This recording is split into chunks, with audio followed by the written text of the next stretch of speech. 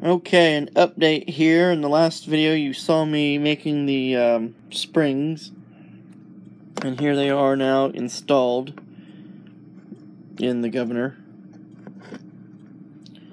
And so the governor is now ready to put back in the machine. And here are the bits of the old springs. And as I said, someone's had messed with this before. I think only one of those springs was original. I only found one washer holding the for the screws that hold the weights on. And as you can see, the original governor springs were a little bit narrower than the replacement one is. And so I'm going to put this in the phonograph and see how it works. And it was a little not too bad putting back together. This being a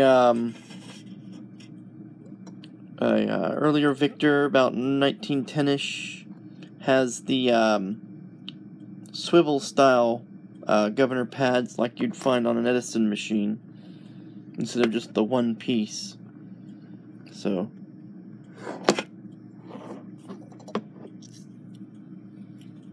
but those are the new quote-unquote homemade springs cut from the old pocket watch spring. And next we'll install the governor back in the motor and see how it runs. And something else I did while I had it apart, had the lathe out, or didn't have the lathe out, I had stuff out on the lathe, is let me get this back where you can see it. The end of the bearing there turns in a little bearing insert with a ball bearing, and the ball bearing had worn a divot into the end of the shaft, and this is the bearing that takes the drive thrust. This is the factory end on this end, and it's still in pretty nice condition.